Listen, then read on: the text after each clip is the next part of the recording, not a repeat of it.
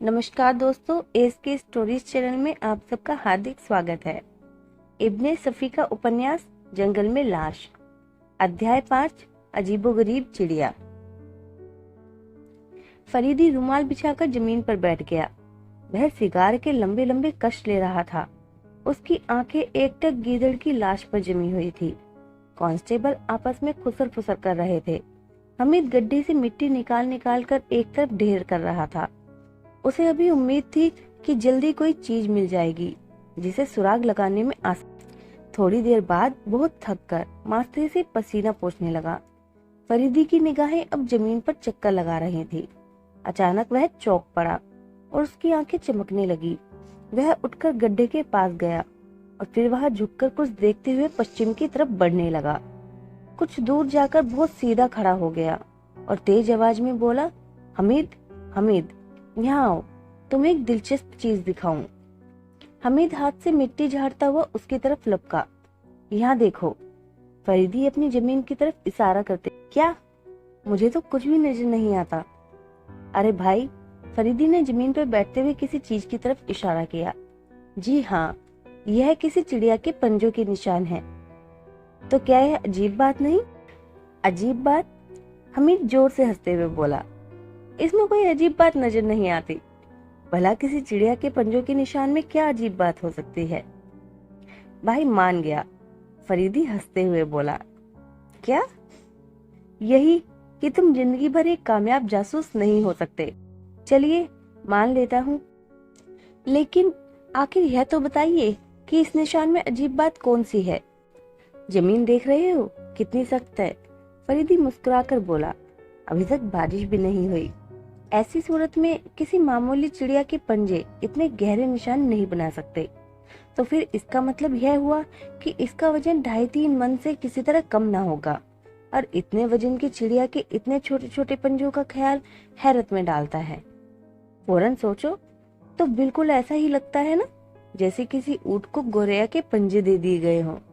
और दूसरी बात देखो, यह 4 निशानों के बीच का फासला 4। इसका मतलब यह हुआ कि इस जगह चिड़िया के 2 कदम पूरे हुए।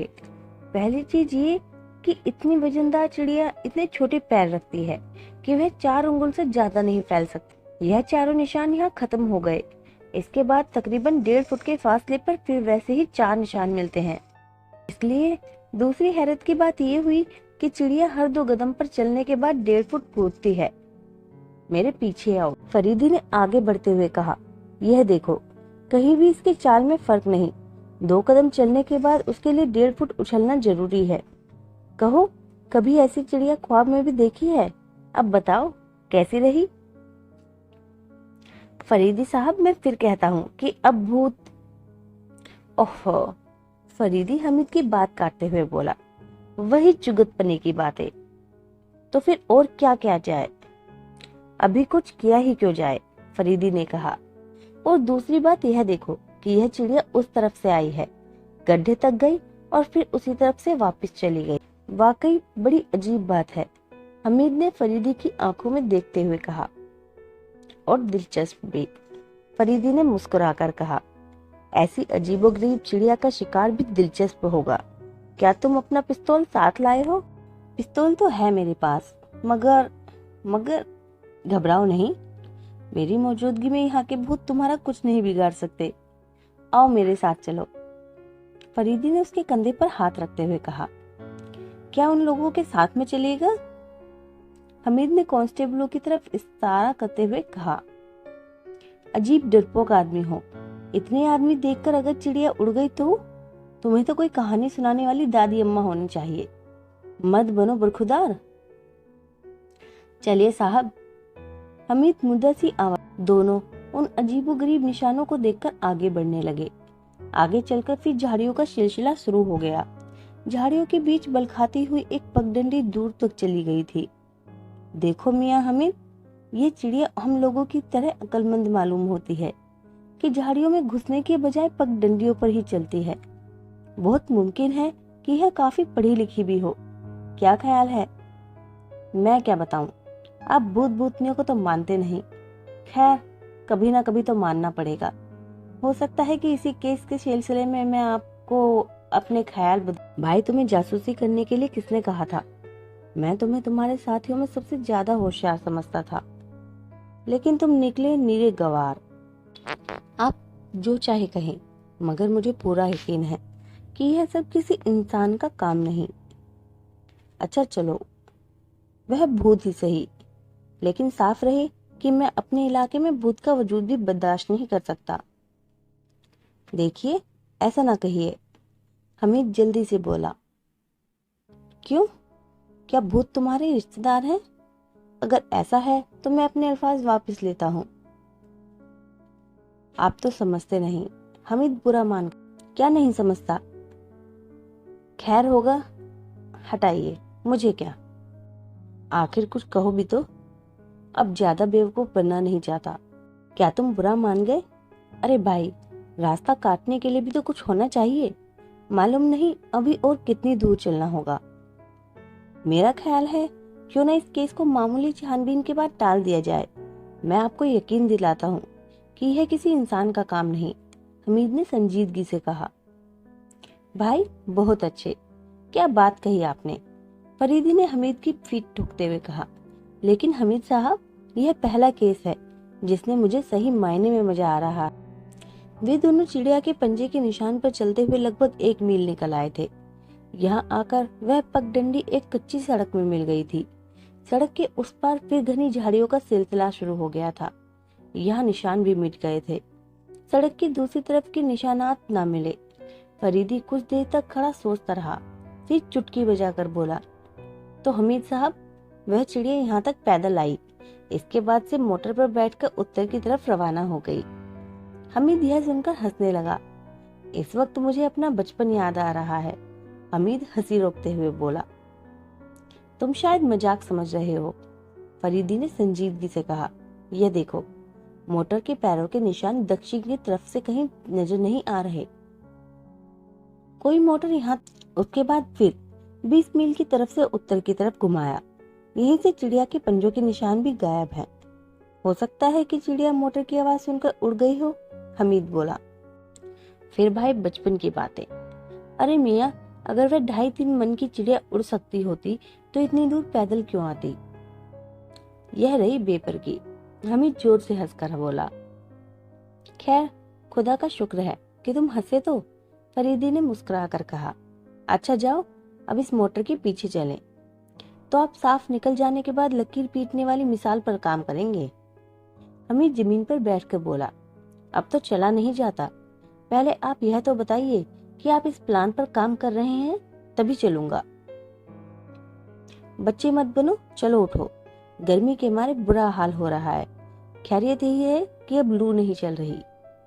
तो क्यों ना हम लोग अपनी कार यहाँ ले आए और फिर। अच्छा बको मत, हमें पैदल ही चलना है, फरीदी ने सख्त लहजे में कहा। तो मैं कब कहता हूँ कि पैदल ना चलूंगा, हमीद ऐसा बचकाना अंदाज में कहा कि दोनों फिर मोटर के पहियों के निशान देखते हुए उत्तर की तरफ रवाना हो गए। आगे चलकर झाड़ियां कम हो गईं। वहां से कुछ दूर चलने के बाद एक छोटा सा गांव दिखाई दिया। कच्ची सड़क इस गांव के बाहर से होती हुई आगे बढ़ रही थी। दोनों चलते रहे। एक पक्की और नई स्टॉल की इमारत दूर से ही दिखाई दे रही थी। यह शायद इस गांव के जमींदार का मकान मालूम होता है, फरीदी ने कहा। दोनों इमारत के बहुत करीब पहुंच चुके थे। यह नई स्टॉल की एक बड़ी इमारत थी, जिसके आगे 4 दीवारी में घिरा हुआ भाग था।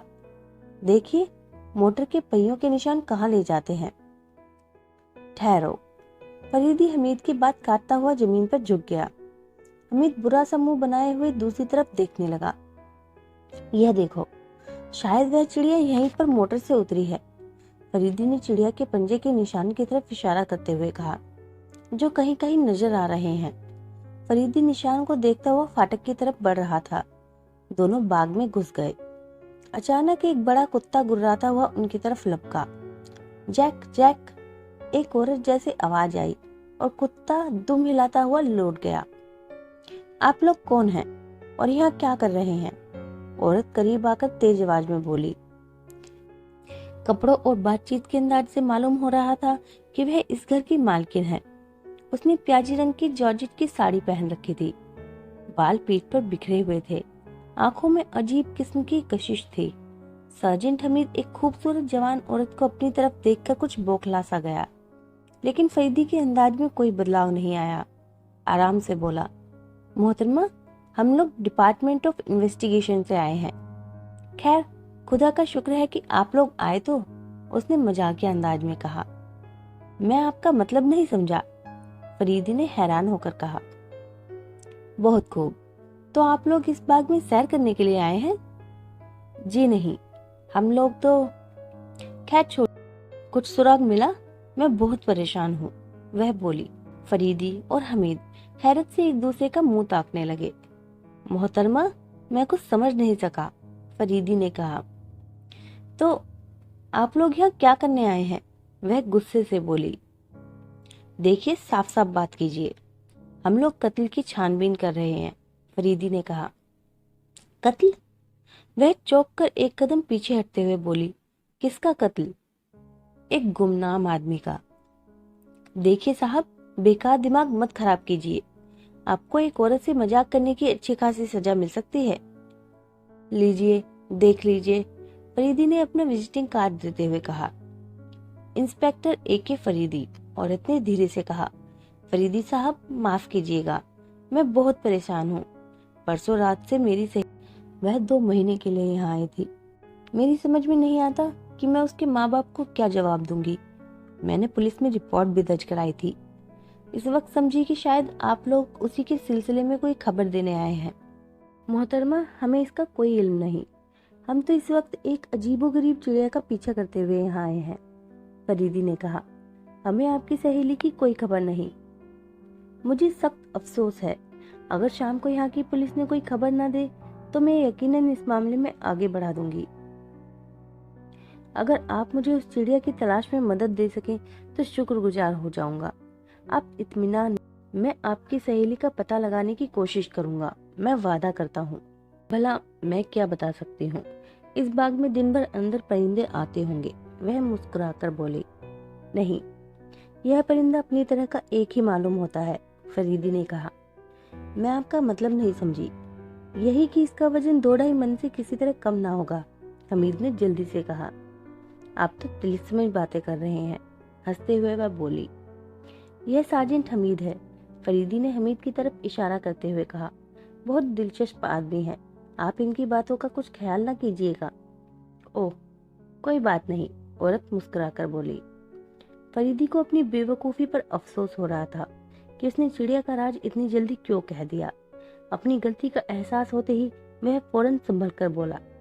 मोहतरमा, बात दरअसल यह है कि हम लोग आप ही के मामले की छान अभी अभी हमें यह मालूम हुआ कि यहाँ से 3 मील के फासले पर किसी गड्ढे से एक लाश बरामद हुई है, लेकिन वह किसी मर्द की है। आप परेशान न हो। आपकी तो कोई बात समझ ही नहीं आ रही है। अभी तो आप चिड़िया। ठीक है, ठीक है, वह उसकी बात काटते हुए बोला। हम जासूसों के काम करने का तरीका जनता की समझ में नहीं आता। बहरहाल, अगर तकलीफ ना हो तो पहले हमें थोड़ा सा पानी पिलाएं। आप देखती हैं कितनी सख्त धूप है। जरूर जरूर, अंदर आ जाइए, वह बरामदे की तरफ मुड़ती हुई बोली। बरामदे में पहुंचकर दोनों ने अपनी कोट उतारकर कुर्सियों पर डाल दिए और रुमाल से चेहरे का पसीना पोंछते हुए आराम से कुर्सी पर गिर गए। यहाँ भी काफी गर्मी है, औरत बोली। मेरे ख्याल से आगे की कहानी अगले भाग में।